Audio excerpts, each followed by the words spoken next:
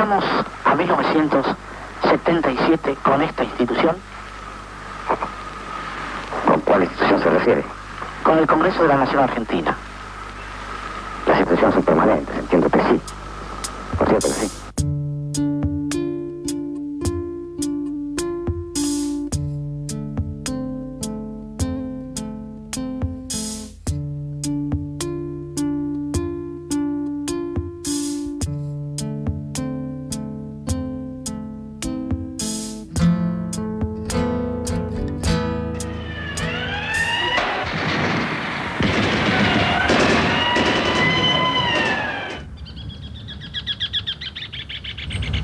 A partir de marzo del 76, los argentinos ganamos la paz y juntos empezamos a reconstruir un país que moral y económicamente estaba en bancarrota. Queda mucho por hacer, pero estamos haciendo mucho. Todos los golpes de Estado en Argentina se han producido frente a la incapacidad de la derecha y de los intereses monopólicos internacionales de articular una salida política que no fuera mediante el asalto al Estado. Lo primero que construye el relato del terror es el perfil del enemigo. Ese relato lleva a nuestra mano a recorrer a ciegas los perfiles de un cadáver, hasta hacernos descubrir que bien podría tratarse de nuestro propio cuerpo. El enemigo en el relato del terror debe parecerse a cualquiera de nosotros, pues así el terror paraliza, separa, disocia.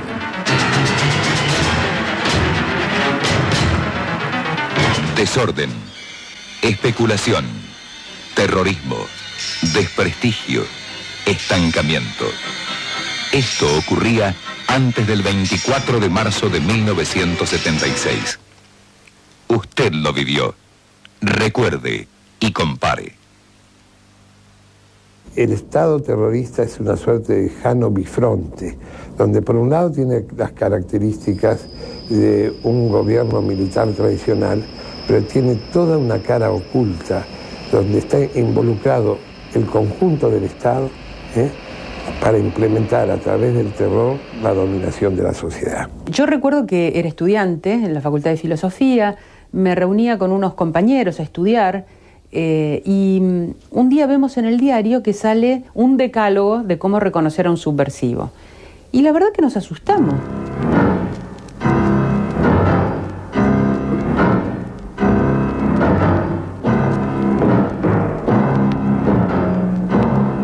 Un subversivo, según las propias definiciones de los militares, eran aquellos que no participaban de la filosofía occidental y cristiana, del modo de ser occidental y cristiano, aquellos que manifestaban ideas exóticas o que contrariaban el orden casi divino impuesto por los militares. Las cosas han cambiado.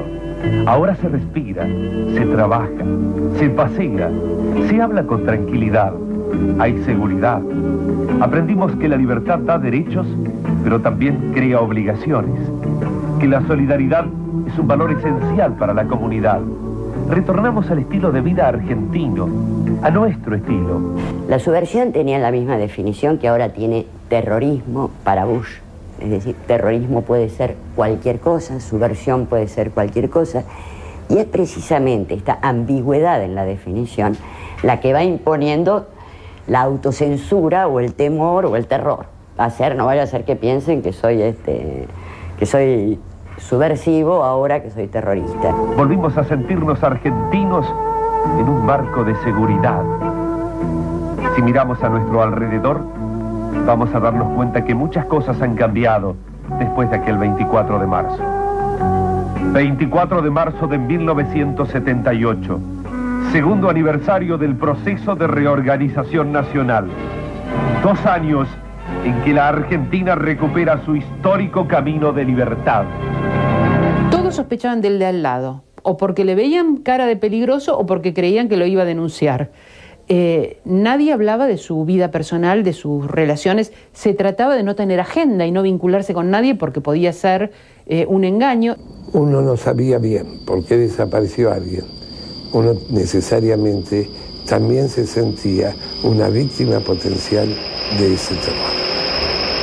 Y entonces esa aparición de cuerpos acribillados, todo lo que fue política demostrativa de que el terror existía, porque si bien había una cara oculta, también era necesario que hubiera manifestaciones y pruebas de ese terror para que ese pudiera ser efectivo.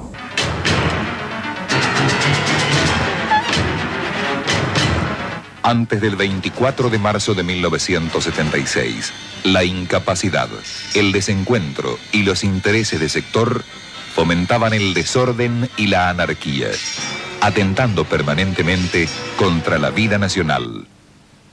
Usted lo vivió. Recuerde y compare. Salir a la calle era salir a un lugar donde circulaban vehículos con personas armadas todo el tiempo, con ametralladoras saliendo por las ventanillas, con tipos en los Falcon verde o los Falcon gris, con anteojos negros, cara de matones, y las armas, exhibiendo las armas. Y esto era una manera de generar terror en toda la sociedad, no importa si iban a un operativo o no. De modo que el gobierno militar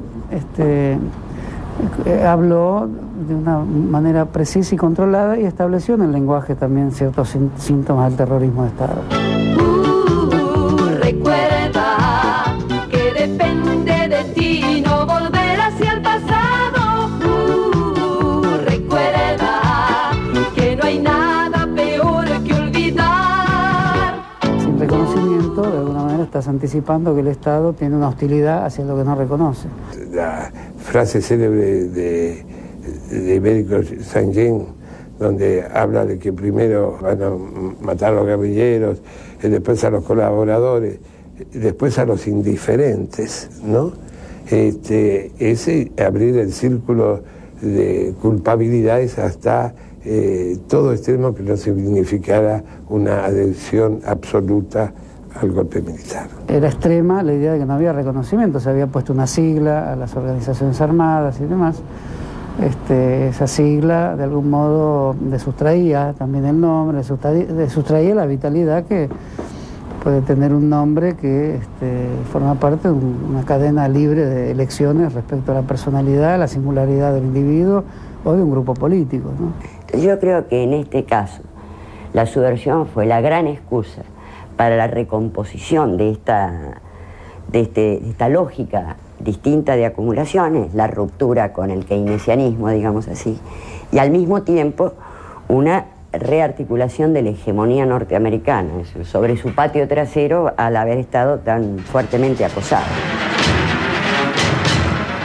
Antes del 24 de marzo de 1976, el vacío de poder, el desprestigio y la falta de representación activa en los foros internacionales ponían en peligro la soberanía nacional. Usted lo vivió.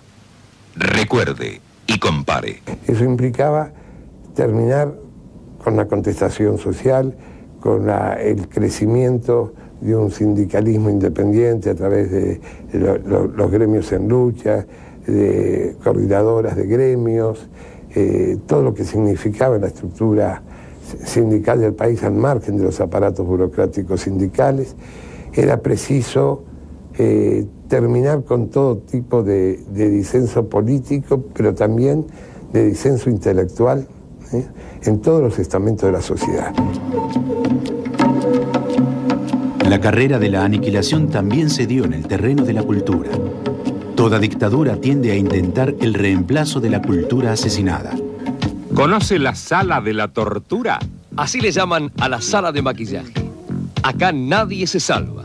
Actores, actrices, periodistas, locutores. Es interesante ver dónde estaban los fantasmas de las prohibiciones, aunque sobre esto se ha escrito más, porque era una cosa tan evidente y tan grotesca que prohibieran un libro como Un elefante ocupa mucho espacio, un libro para niños.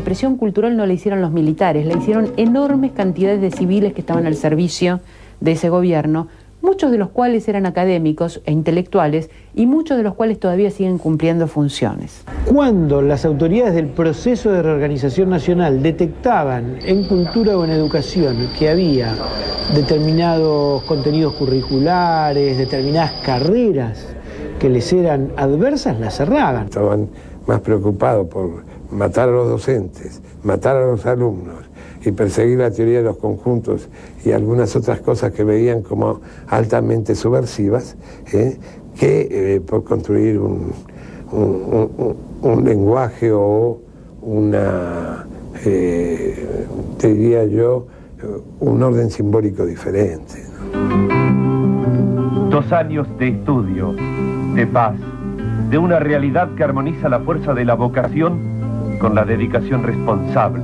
Cuando ellos se quejan de que perdieron la batalla cultural, que ganaron la guerra pero perdieron la batalla cultural, es porque consideran que en realidad el proyecto que tenían era mucho más profundo. Y si uno piensa de qué manera la persecución incluso de personas se extendió a ideólogos y no meramente a militantes armados, ¿no? A gente que había elegido la lucha armada como camino de transformación social, sino a personas que daban clases o a personas que escribían libros. Es que la idea era producir en realidad un cambio cultural vaciando por un lado y llenando por otro. 2 años durante los cuales los estudiantes se dedicaron exclusivamente a capacitarse para un futuro antes incierto y ahora promisorio. Las nuevas generaciones que iban a la vida universitaria tenían que aceptar que había algo desterrado, que era el pensamiento crítico, que eran los autores nacionales, que era el pensamiento independiente y, por supuesto, cualquier doctrina que significara un cuestionamiento revolucionario ya no solamente al modelo político dictatorial, sino a la sociedad capitalista en la cual vivíamos. Creo que esto actuó sobre en la parte docente, en los contenidos de la enseñanza, en machacar sobre el miedo, sobre la no participación, sobre la demonización de lo que habían sido las luchas populares de los años 70. Mi país me necesita. ¿Qué puedo hacer por mi país? Seguir estudiando, seguir aprendiendo, con voluntad, sin claudicar, haciéndolo con más fuerza que nunca, tomando conciencia de que esta lucha también es tuya. El país en acción es el motor de la victoria. Cada uno en lo suyo, defendiendo lo nuestro. Argentinos a vencer, argentinos a vencer. Un pueblo como un pueblo argentino, politizado, que siempre expresó sus opiniones a través de fuertes corrientes de opinión y con las grandes tradiciones argentinas, la liberal, la nacional popular, la ilustrada, las tradiciones de izquierda, socialistas, se enfrentaron todas a este dilema, todas, a un dilema nuevo que lo produjo el Estado y lo produjo una cúpula militar que sumó a toda una institución como el Ejército, del cual no se pueden disculpar ninguna de sus actuaciones anteriores que tuvieron sesgos represivos. El plan cultural emanaba de las indicaciones y las órdenes y los proyectos del Ministerio del Interior que tenía Albano Arguindegui, un hombre altamente responsable de la política de la dictadura. Y de allí derivaba a todas las áreas de gobierno. Tenían un propósito muy concreto, trabajaron 2 años los listados de posibles víctimas, se construyó una imagen del enemigo, pongo comillas, y se atacó a todos los estamentos de la sociedad. Sí teníamos la fuerte hipótesis de que había un plan sistemático de destrucción, pero no que había una contraparte que era de producción cultural. Esto fue una sorpresa, que en realidad se intentaba, como una especie de vaso comunicante, destruir y llenar ese contenido con los buenos, los buenos pensamientos que se suponía que tenían que producir. Fue un empobrecimiento brutal, cultural, de lenguaje, de las inteligencias, a nivel de debate, al que colaboró, por supuesto, no solamente la represión, sino el exilio. Un vaciamiento cultural terrible que por supuesto, estamos todavía sufriendo. La mano de obra del terror fue a juicio. En tanto, el terrorismo cultural operado desde el primer minuto fue soslayado por la continuidad de sus personeros en los principales lugares de los medios de comunicación y de los espacios de la cultura oficial.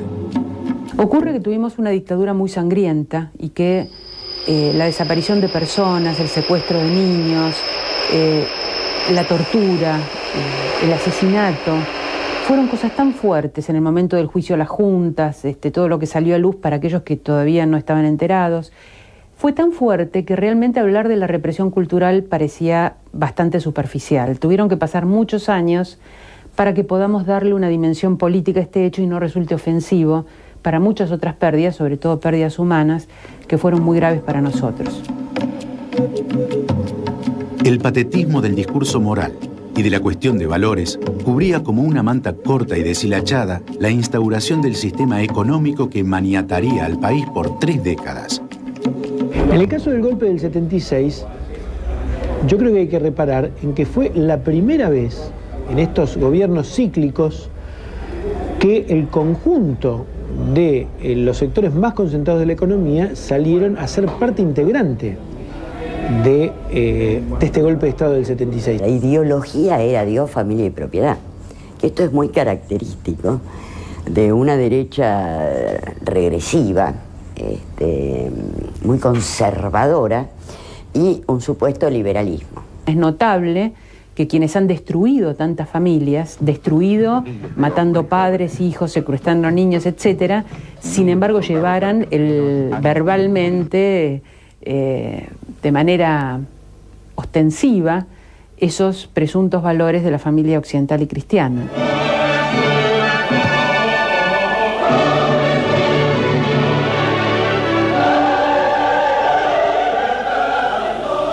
Semana Santa.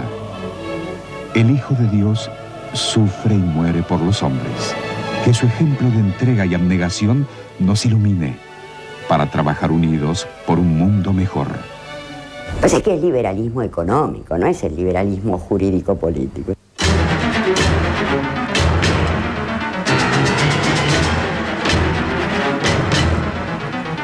Antes del 24 de marzo de 1976, la falta de inversiones, la incapacidad económica y la demagogia paralizaron obras fundamentales para el desarrollo del país.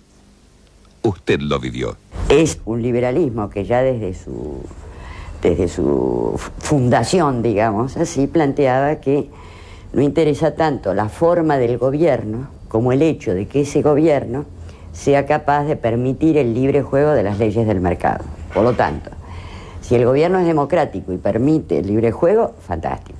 Ahora, si es democrático y no permite el libre juego, es preferible una dictadura que permite el libre juego. Este golpe, por lo tanto, no fue simplemente un golpe cuartelero militar, sino que participaron las estructuras del poder financiero y del poder económico en general en la Argentina.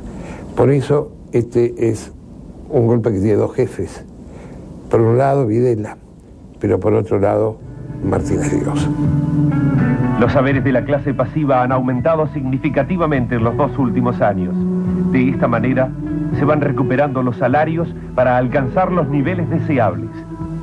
Martínez de Oz, en los años 76-77, logra algo básico que es una redistribución regresiva del ingreso, logra disminuir el salario real y logra disciplinar a los trabajadores. Esto es, el gran logro que estaban esperando desde algún carnicero reaccionario hasta básicamente los grandes capitales concentrados. 2 años trabajando para sanear la economía, incrementando la explotación del campo, fuente primordial de riqueza, fomentando el desarrollo de industrias aptas y modernas, logrando que el libre juego de la oferta y la demanda acabara con el desabastecimiento y la especulación. 2 años en que el incremento de nuestras exportaciones ha permitido al país el ingreso de divisas que facilitan el crecimiento económico. y una parte importante de los desaparecidos, que llega casi al 50%, eran delegados internos de fábrica. Es decir, acá había que quebrar. No la lucha armada, que estaba bastante controlada, y ellos sabían que en un año la habían controlado, sino lo que era la resistencia histórica de los sectores populares, que tenían en los espacios en los lugares de trabajo, uno de los centros de organización y articulación. 2 años en que trabajar es un derecho con sus correlativas obligaciones. 2 años en que la fábrica es el lugar donde solo se acude a trabajar para beneficio de las familias argentinas y del país. 24 de marzo de 1978. Segundo aniversario de una nueva manera de vivir para los argentinos, trabajando en paz para lograr mayor progreso y bienestar. Para disciplinar al país hacía falta el aniquilamiento y el terror. Para eso se instrumentó todo este sistema de campos de exterminio y de profunda violencia sobre los prisioneros. El hecho de que el terror fuera básicamente nocturno, que no se supiera dónde estaban los detenidos, los trascendidos de las cárceles clandestinas y demás, funcionaba también como una metodología operativa y expansiva en círculos concéntricos de la metodología del terror como forma de control de la sociedad. La dictadura no podía contar su verdadera epopeya, su verdadera eficiencia, plagadas de campos de exterminio y cámaras de tortura, toda vez que el plus del régimen afloraba al aire libre y al conocimiento público. El Estado estaba teniendo una victoria militar frente a las organizaciones insurgentes, muy evidente. Sin embargo, no tenía ninguna narratividad, no salía en los diarios. Digamos, el Estado tenía que sostener que la ley de fuga, tirar personas al río, etcétera. Cuando esos cuerpos aparecían, digamos, inmediatamente el mecanismo de la simulación de los verdaderos acontecimientos se desataba en la prensa y demás. Esta combinación de terror con atomización social permitió una determinada actuación de los grandes medios de comunicación.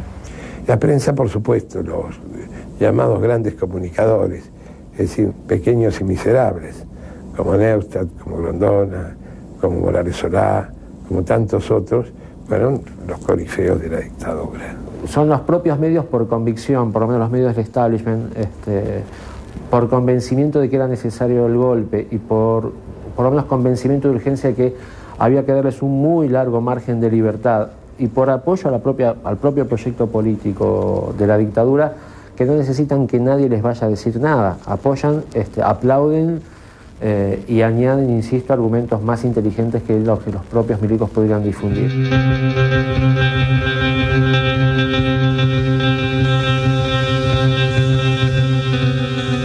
El diario de La Nación y Clarín no ahorraron apoyo, pero al mismo tiempo, como sucede siempre en que se trata de escamotear a la visión de la sociedad lo que realmente ocurre, el golpe se presentó casi como un hecho de la naturaleza, un tsunami, pero un tsunami positivo para ellos, ¿no? Pero diciendo, bueno, esto era inevitable. Sabe que es una ley de los medios de comunicación que el impacto del mensaje es inversamente proporcional al grado de vitalidad y participación del tejido social. Es decir, cuanto más organizado y participativo está la sociedad, menos impacto tiene el mensaje de los medios. Por el contrario, en una etapa de repliegue y atomización por el terror o por la desocupación o por la caída en situación de pobreza, el impacto de los medios, la desinformación, el tipo de mensajes que fueron anunciados tuvo mucha mayor capacidad de disciplinamiento social. 2 años de trabajo, 2 años sin conflictos artificiales que solo beneficiaban a unos pocos, comprometiendo el bienestar del resto de la población que trabajaba. 2 años que sirvieron para restablecer el diálogo franco entre el trabajador y su empleador. con un solo objetivo, el bienestar general de todos los habitantes. Si bien hubo, por supuesto, los 100 y pico de periodistas desaparecidos, pero muchos de ellos es porque eran compañeros militantes o vinculados a los derechos humanos. Hasta hace unos años a mí siempre me hacían la pregunta inocente tipo, no, lo que pasa es que tal periodista fue valiente, entonces lo fueron a buscar de las pestañas y desapareció en en qué campo de concentración. Los periodistas prácticamente no tenían ningún margen de libertad porque las que decían en las empresas periodísticas tenían su propia política. Cuando decimos la prensa nos referimos a la gran prensa. Por supuesto, no solo en un apoyo irrestricto al golpe militar después de su asalto al poder, sino en la preparación del golpe. El miedo era real, digamos, es absolutamente legítimo y comprensible entenderlo y dimensionarlo, ¿sí? Ahora, si La Nación, Clarín, la prensa o La Razón no, porque está directamente en manos de milicos, hubieran tenido conducciones mínimamente liberales en el buen sentido, mínimamente democráticas en el buen sentido, hubieran tenido aunque sea un cachito de dignidad o de respeto verdadero como el que tuvo Nilsson por los principios del liberalismo, creo que algo se podría haber hecho. Porque es la otra pregunta que siempre me hacen, ¿podrían haber hecho algo? Creo que poco, pero con un poquito más de dignidad, con menos salvajismo ideológico, con menos fanatismo, que es el mismo fanatismo que La Nación sigue teniendo ahora, algo supongo que podrían haber hecho. Estos son algunos de los ejemplos de lo mucho que hicimos. Aún queda mucho por hacer, aunque como resultado podemos decir que hoy los argentinos vivimos en uno de los mejores países del mundo. Sí, Argentina camina.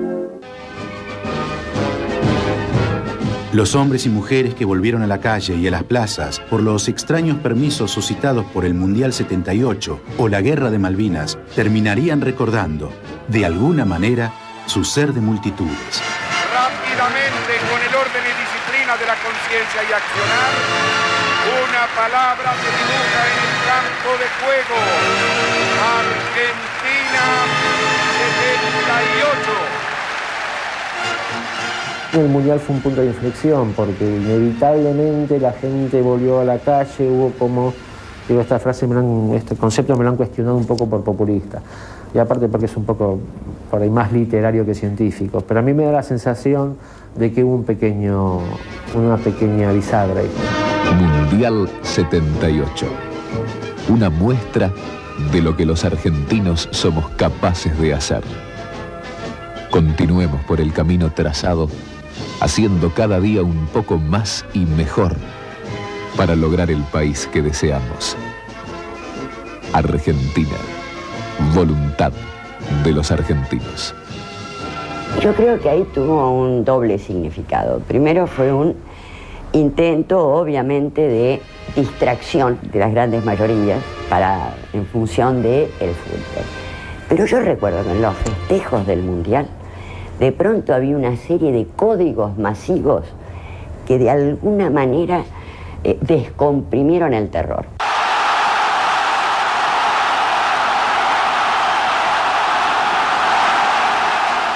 Digo, vos veías, los tipos con la vincha, digamos, con lo que había sido toda la simbología de las marchas, de la juventud peronista, etc.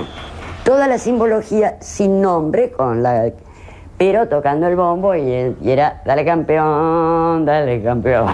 Pero efectivamente la cancha, la tribuna, es un comportamiento medio como libertario lindo en contraposición a esa vida absolutamente regimentada, eso es cierto. Y al público, por favor, mantenerse en sus puestos, esperando la vuelta olímpica del equipo nacional. Había un elemento te diría, de complicidad, que a mí me permitiría decir que fue contraproducente para la dictadura militar. Paradójicamente, muchos hablan de la distracción que generó, pero yo tuve la sensación de que no estaba sola. En la medida en que te volviste a encontrar, yo lloraba como un cerdo porque estaban todos ahí de vuelta, camuflados, pero con una serie de códigos que daban cuenta que la cosa no había desaparecido del todo. Estaba en Barcelona en el exilio y mi mejor amigo entonces, que estaba medio escondido acá, me contaba con alguna incomodidad y fue lindo salir a la calle a festejarlo, ¿sí? Digo, tuviste recontracagado en las patas, sobre todo los militantes que se quedaron durante 2 años, temiendo por tu vida y qué sé yo, y de pronto ves a la gente, y bueno, ¿sí? Porque hubo mucha culpabilización en torno al tema del Mundial. Los grandes panoramas sobre la culpa no son adecuados, y todos son culpables. Fue la forma que eligió Balsa para aminorar las culpas en el ejército, o en los sujetos reales de la represión. Es decir, todos somos culpables. Pero es cierto que juzgar qué conoce una sociedad y quiénes son los miembros de la sociedad que se animan a decir algo más, de modo de reconocer alguna valentía también. A uno le tiene que tocar a veces ser el más valiente que otros, y eso es recomendable. Queremos en la copa jugar nuestro destino y al gran pueblo argentino el triunfo dedicar. Queremos una copa que nos llene de alegría y vamos todavía que tenemos que ganar. Y arriba mi Argentina con todo el corazón y vamos todavía que queremos el campeón. Acordate que en el 79 todavía se intentó manipular, y en esto, digamos, Maradona, cuando se enteró que había sido utilizado a partir del triunfo del juvenil para descalificar las demandas de las madres, a partir de ahí, de los 80, comenzó a tener una conducta muy distinta respecto de estas organizaciones.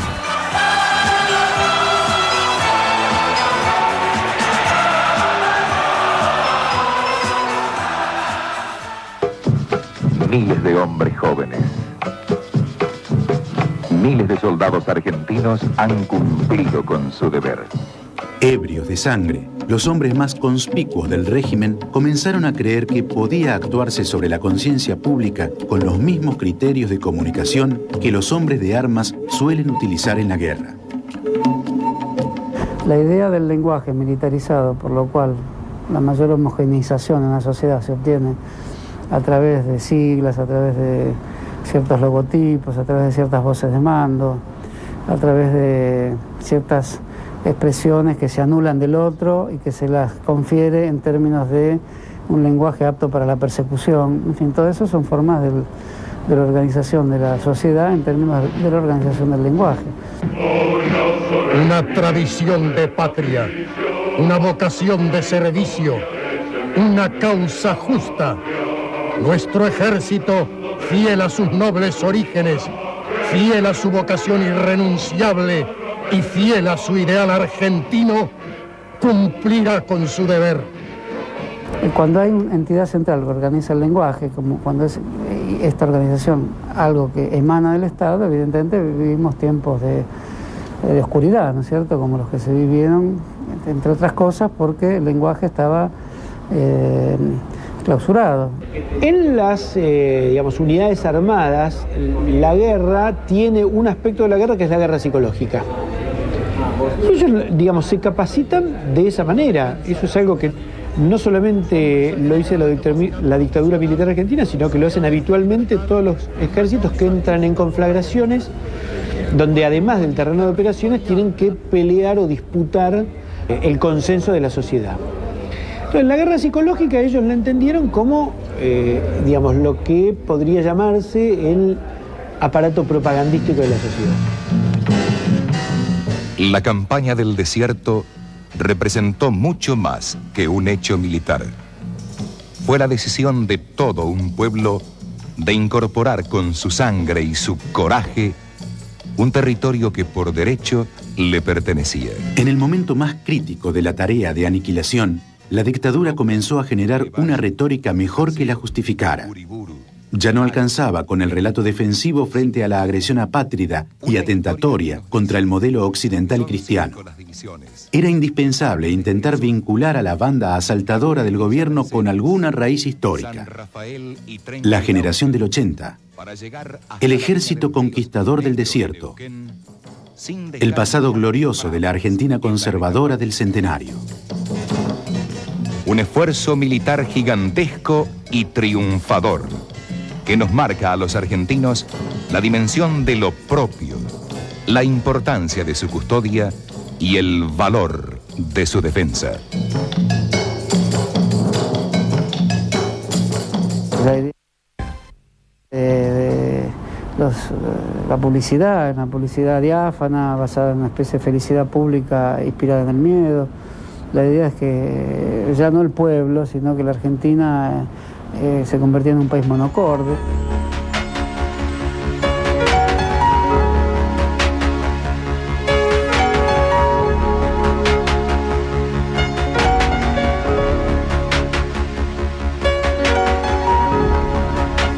Era una publicidad deschavadamente represiva, deschavadamente antipopular, y estaba hecha por las mismas agencias de publicidad y los mismos creativos que en los años anteriores se hacían otras campañas de publicidad que tenían que ver con signos que por lo menos reivindicaban lo popular, lo nacional, lo democrático. El progreso y el bienestar son fruto del esfuerzo. La historia del país es testigo de esta afirmación. Hoy, los argentinos tenemos la obligación de seguir trabajando por nuestro propio futuro. Todos somos responsables. Quienes tengan algunos años recordarán las publicidades sobre las competencias de precios y el tipo de propuesta que tenía que ver con el liberalismo más ortodoxo, más clásico, también más vulgar. Esto de somos derechos humanos, basada en que existe una campaña anti-argentina. Malvinas tiene todo un tratamiento especial, ¿no?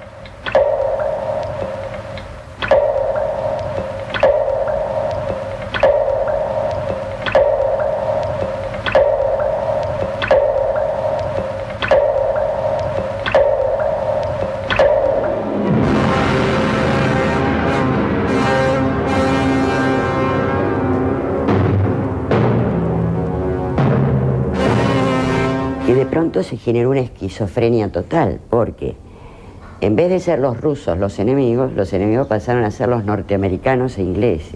Cuando el peligro acecha, hay que esperar pacientemente el momento de actuar, para no errar el disparo.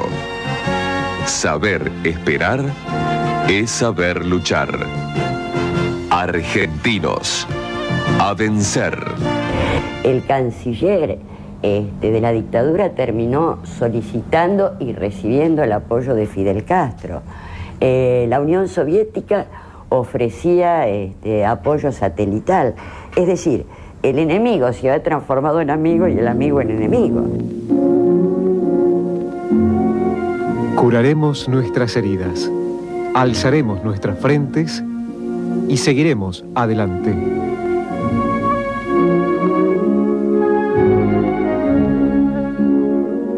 El enunciado militar de la gloria tiene mucho de fiesta escolar, ¿no?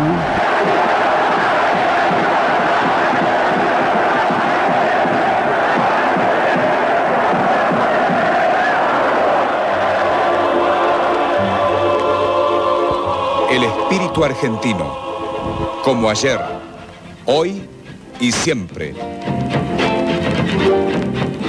Su vínculo con las agencias de publicidad era un vínculo, te diría, no tan conflictivo, porque muchísimas de las agencias de publicidad argentina habían crecido después del 55 con una doctrina completamente liberal, completamente a favor del establecimiento de las empresas transnacionales, básicamente norteamericanas, y muchas de esas agencias eran licenciatarias de grandes agencias internacionales.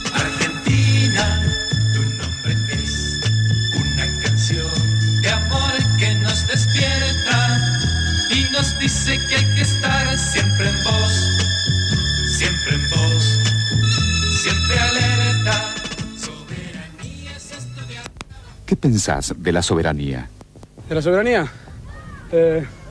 Yo creo que es el principal fundamento de un país, ¿sí? De un país para ser libre e independiente. En el último año, los argentinos tuvimos que defender con firmeza nuestros derechos. ¿Crees que la defensa de la soberanía es una obligación exclusiva de las Fuerzas Armadas? No creo que sea una obligación exclusiva de las Fuerzas Armadas, sino es una obligación de todos los ciudadanos argentinos. La vida popular argentina en su totalidad se comportó de una forma que también hoy formaría parte de un debate muy profundo. Hubo indiferencia, hubo sectores que el discurso del orden lo siguieron comprando, ¿no? Y que de alguna manera, aún pasivamente, aceptaron, toleraron el golpe militar como beneficioso. Estamos construyendo un país mejor, con la fe, el tiempo y el esfuerzo de todos los hombres de buena voluntad que lo habitan, sin distinción de credos ni de razas. Tiempo y esfuerzo para vivir mejor. En nuestro país se puede. No era fácil vivir en un país donde cada uno declarara que sabía lo que pasó. Y aún los que estaban de acuerdo con lo que sospechaban que pasaba, que era una masacre muy generalizada, tampoco podían decirlo. Puede aparecer como una complicidad social con el golpe, ¿no? Yo creo que hay que hacer una relectura de algunas frases, aunque nos choquen porque parecen aberrantes, como por ejemplo el por algo será. Si se lo llevaron, por algo será.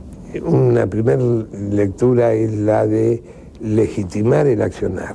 Lo que encubre en el fondo es el temor a ser una víctima potencial. Alguien que te dice eso ya fue, es eso no lo quiero mirar. Y si no lo quiero mirar es porque me molesta. Y si me molesta es que no fue. Si no lo miraría como algo arqueológico, como miras una película vieja que te entretiene pero que no te brinda ninguna novedad. Acá no se trata de eso, se trata de algo que nos molesta recordar. Nos molesta recordar porque estamos involucrados como sociedad. Y hay que pensarlo porque en realidad el gobierno militar lo apoyaron muchos civiles. Lo apoyó el radicalismo, lo apoyó el Partido Comunista. Hay cosas que nos olvidamos. Hay cosas que nos olvidamos y que hay que recordar.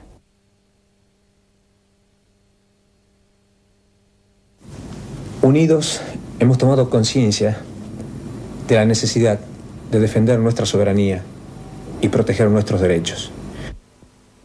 Como argentino me siento orgulloso por la firmeza que ha manifestado todo el país ante los recientes acontecimientos.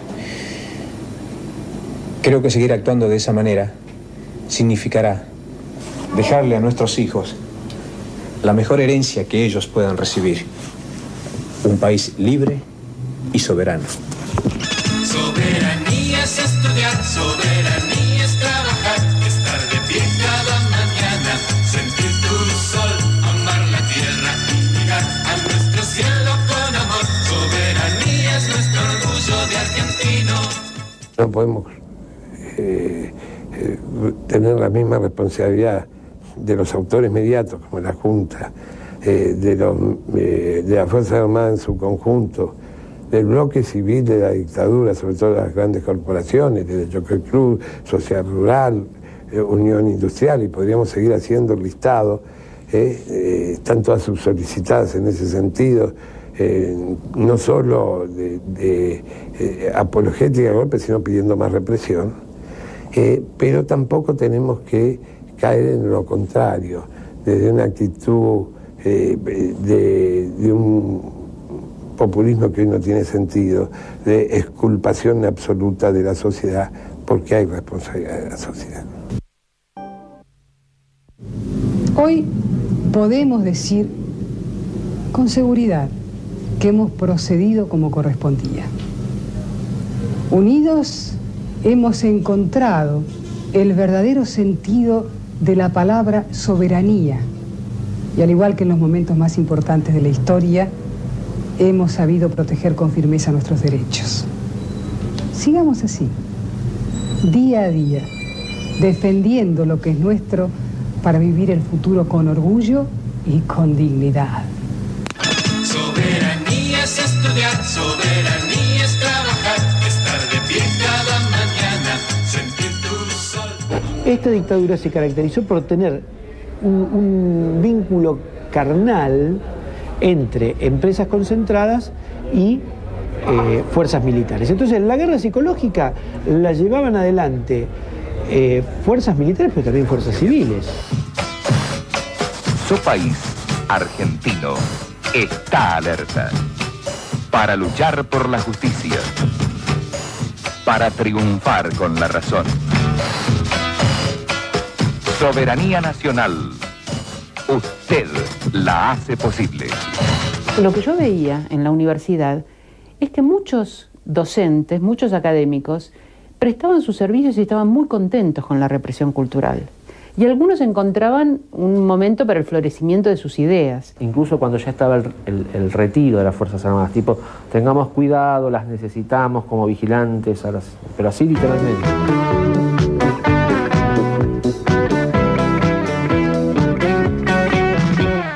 De las cosas del pasado, no todas han sido mejor.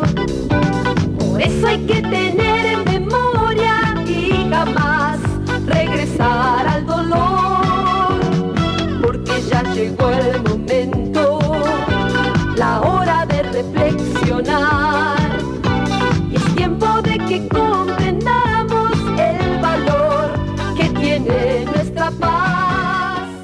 Finalmente, la Argentina merece bastante más de lo que vemos. Un gran juicio sobre el periodo, es necesario seguir teniéndolo. De lo que se mantiene como identidad es la memoria. En una sociedad pasa lo mismo. Sin memoria hay una completa desintegración. Creo que se ha enriquecido mucho el debate. Creo que hemos pasado largamente la etapa en la cual desde el progresismo y de la izquierda o de los democráticos toda la culpa se le echaba a los milicos y nada más, sin entender otras complejidades sociales, las de otros grandes actores sociales tipo la Iglesia, la propia sociedad, los medios. Esto no es simplemente quedarnos en el pasado, esto no es una política de revancha, esto es que no se puede plantear un presente diferente y un futuro de una sociedad mejor y más igualitaria sobre la ciénaga del olvido, la desmemoria y la injusticia, ¿no? Hoy, de alguna manera, tributamos o formamos parte de encadenamientos, no con un propósito generacional, sino con un propósito integrado. Una característica de América Latina es la reiteración de la resistencia en todas y cada una de las generaciones. 1865 tenías al Chacho Peñalosa, 1890, 25 años después, lo tenía a don Leandro Alem, que a su vez venía de las vertientes de Dorrego, por su padre. 1916, 26 años después, eligen a don Hipólito Yrigoyen, que no hubiera podido ganar las elecciones si no tiene el apoyo de buena parte de los sectores populares. 1946, 30 años después, los hijos de aquellos van y se mueven, se lavan las patitas en la fuente. 1946, 27 años después, la siguiente generación, los nietos de los que se lavaron las patitas en la fuente, los nietos de Yrigoyen, los hijos de los que se lavaron, hacen lo del 73. Pues yo no decía que 2003, 2004, 2005 los muchachos algo no iban a hacer. Y esto que es sincrónico en América Latina es lo que se está observando ahora. No me cabe la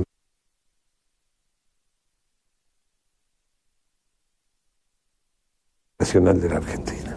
Creo que este 24 de marzo, que marca los 30 años para Argentina, porque en otros lugares empezó antes, es especialmente simbólico. Te digo porque es el pasaje generacional.